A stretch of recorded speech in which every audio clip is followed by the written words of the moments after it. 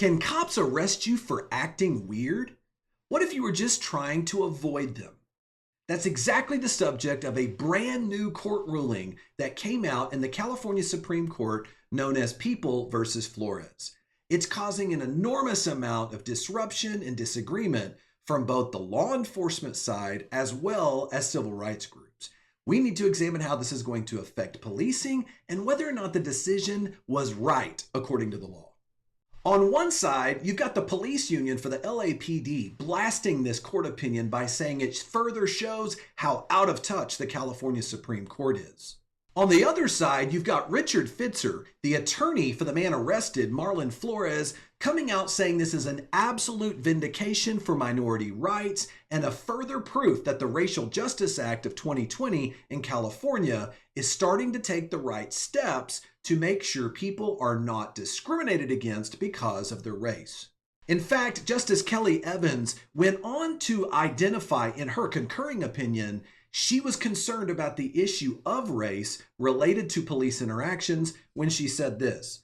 She said, many individuals, including particularly people of color, commonly hold a perception that engaging in any manner with police, including in seemingly casual or innocuous ways, entails a degree of risk to one's safety. She then went on to list the names of 35 people killed in very common police interactions. And then she further provided this. She said, due to this searing history and the present day experiences of far too many people in the United States, for generations, legions of parents in minority communities have given their children the talk, she said, detailing survival techniques for how to navigate interactions with police, all out of fear of how an officer with a gun will react to them.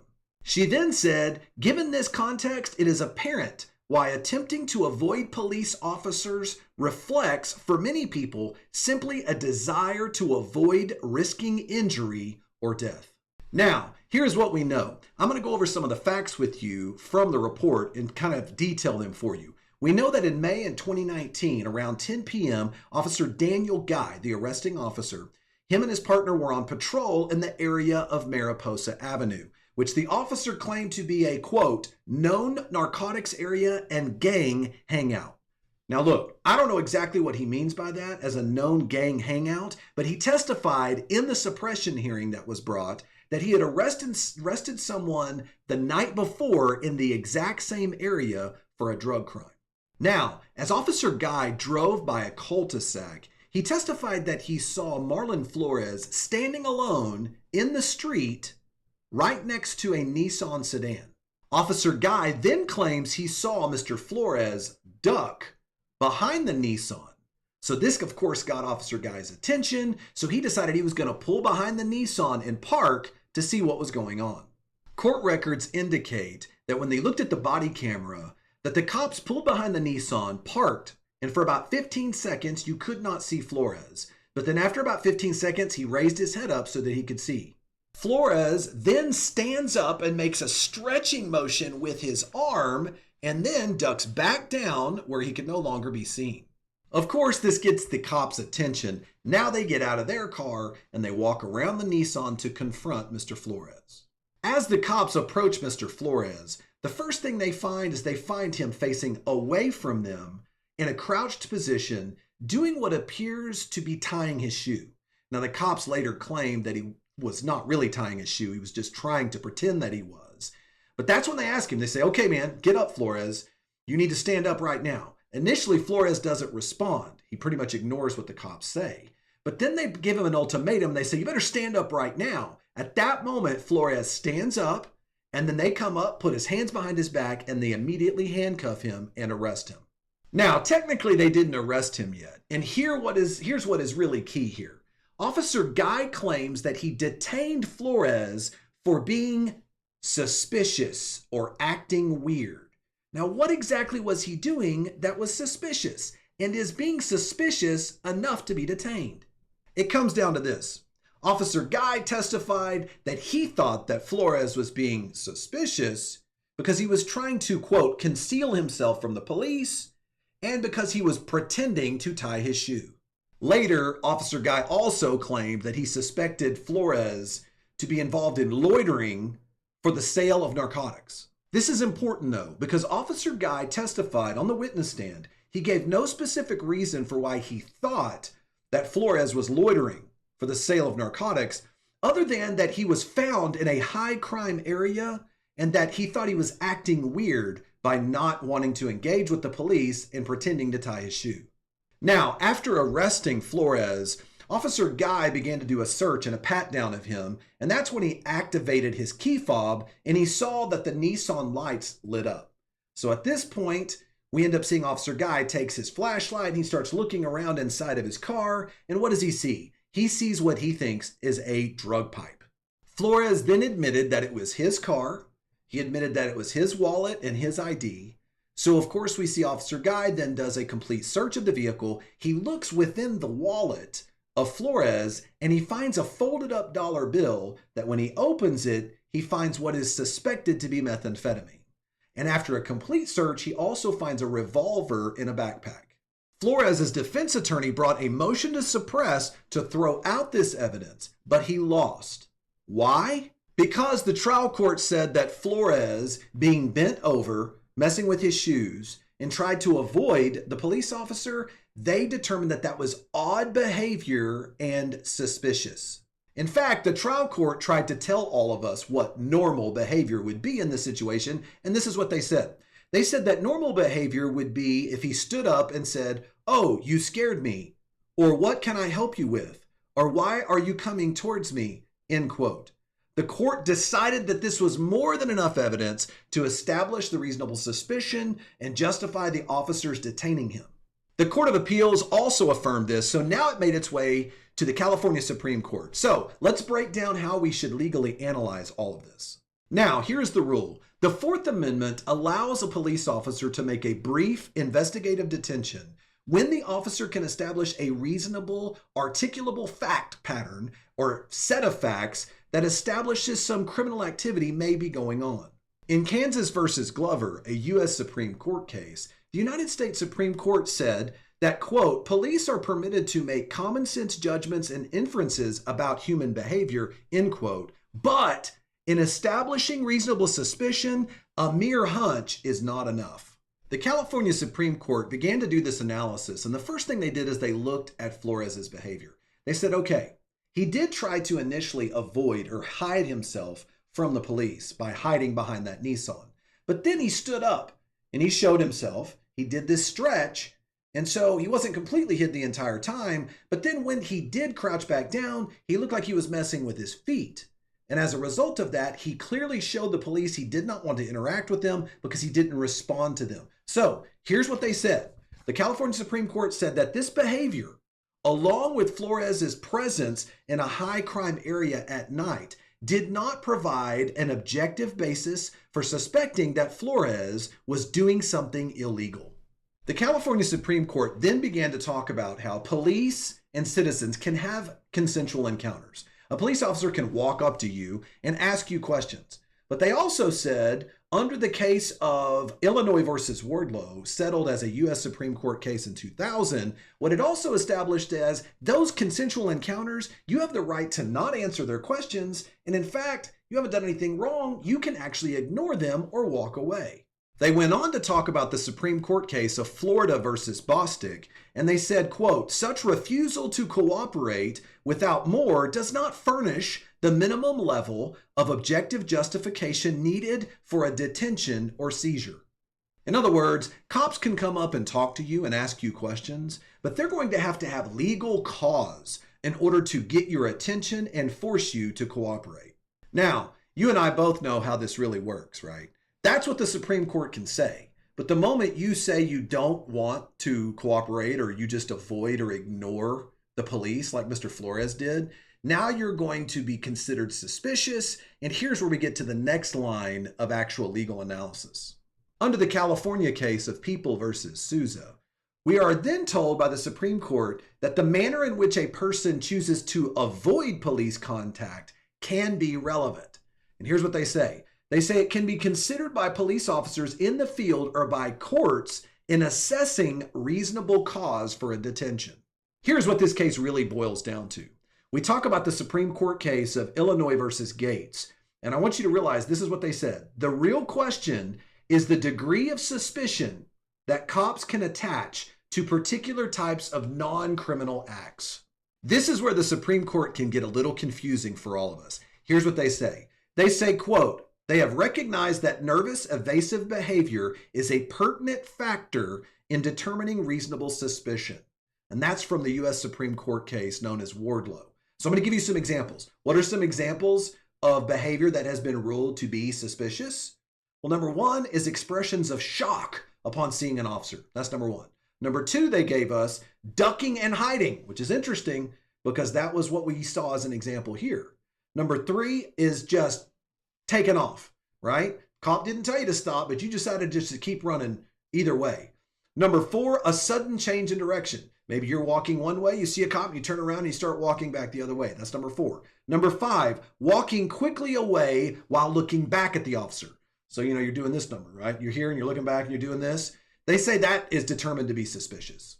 Number six, choosing to fail to engage with the officer's attempt to communicate with you in some cases can also be considered suspicious. Finally, the catch-all provision, number 7, is being present in a high crime area. Here is where the California Supreme Court deviated from most other courts in the country. This is what's key.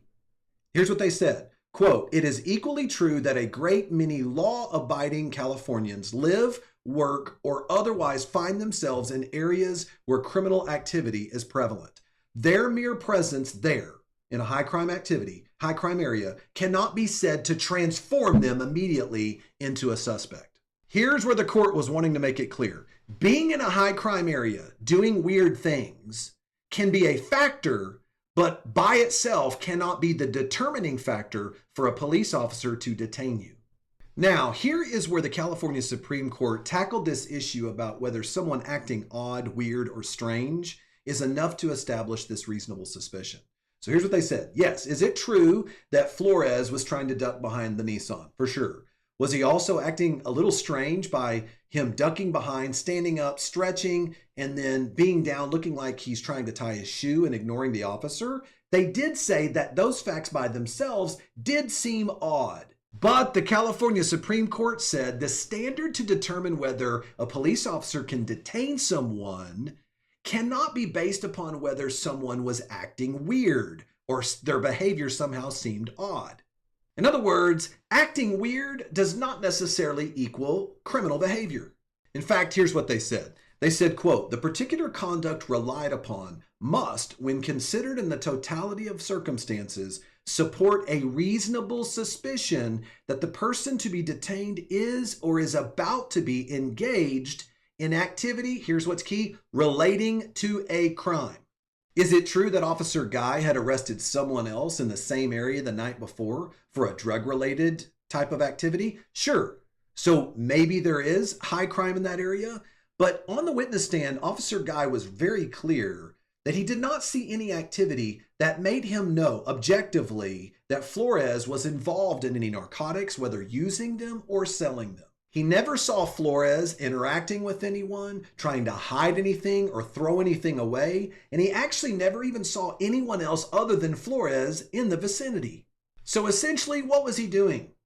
He was trying to stay away from the police, and he was acting weird because he was trying to tie his shoes. We have all known from case law, all the way back to the Supreme Court, early case law on the Fourth Amendment, that cops can't just do things based upon a mere hunch. But many times court decisions don't really actually follow what the Supreme Court has said. This is an example of the California Supreme Court saying, hey, look, I know you gave us a reason here, officer, but objectively, this was nothing more than a hunch, and you acted on that hunch. The new rule in California is this. Police officers cannot detain someone just because they're trying to avoid them. If that's the main issue, if they're acting weird, or maybe they're trying to avoid, that issue alone is not enough for a police officer to detain someone in California. Originally, Flores ended up having to do a plea on the gun charge, and then he started to fight his case on appeal. Now with the California Supreme Court decision, the case is being remanded back to the trial court where he can withdraw his guilty plea, and now he can fight that motion to suppress to have that evidence excluded. Now, here's where things get a little testy between both the Los Angeles Police Department and the civil rights groups. Here's what is said. The LAPD League defended its officers' actions, which they said took a gun in the hands of a criminal off of LA's streets. Quote, for most residents living in high crime neighborhoods, that's called good police work, the union began to talk about. They said, yet in their infinite wisdom, California's out-of-touch Supreme Court overturned 2 lower court rulings that found the officers acted lawfully and sided with a drug and gun-possessing owner of an illegally parked car to further cement California's criminal justice system as the joke it is. Tell me what you think. Is this an overreaction by the California Supreme Court exposing the joke of the California criminal justice system? Or is this a timely decision that may be a first step in helping stop racial profiling of minorities and those who are afraid of police interaction? My opinion, I don't think this decision leaves cops helpless when it comes to observing some type of behavior that they think is suspicious. I get it. Flores was in a high crime area, and he was doing everything he could to avoid being seen by the police. I also understand that is almost always going to get a police officer's attention. What should the cops have done instead? Well, here it's completely within the Fourth Amendment for the police officers, instead of rushing into the situation, they could have hung back and continued to watch what Flores was doing, not unlike exactly what the detective did in Terry versus Ohio. They could have also just walked up to Flores and asked what's going on. They could have had just a consensual encounter, just have a conversation, ask if he have seen anything suspicious going on, or what is he up to over here in this neighborhood. In the process of doing this, they may have observed other things that could have given them actual evidence, something concrete to rely upon to make a decision to detain Flores. Instead, here's what they did. They saw Flores, they knew it was a high crime area, they thought he was acting weird, and instead of actually doing their job and investigating, they got lazy and they decided to detain him and arrest him. Look, I get that reasonable suspicion requires context, and it allows the officers to consider the totality of the circumstances, as so many courts tend to mention. Cops have always been allowed to sit back and see people in plain view doing what they do. And if they see something enough in plain view that establishes some criminal activity is going on, they can choose to further investigate. I also understand that nervous behavior and trying to hide from a cop can sometimes provide that context to detain someone. But by itself, the moment you're going to choose to detain someone, you better be able to, as a cop, legally provide sufficient explainable evidence to justify under the Fourth Amendment you depriving someone's liberty by forcing them to be detained. Over the years, I've seen so many instances where police just see somebody acting strange and they walk up, and before they even really have a conversation or do any investigation, they find any ticky-tack reason for someone's odd behavior to immediately get them in handcuffs, and that person almost always ends up in jail. Police officers should be required to provide more concrete, specific evidence to establish why they detain someone before someone's liberty is deprived. Now, what if cops walk up on you and demand your ID? Check out this next video where I give you 5 tips if cops demand your ID. See you over there.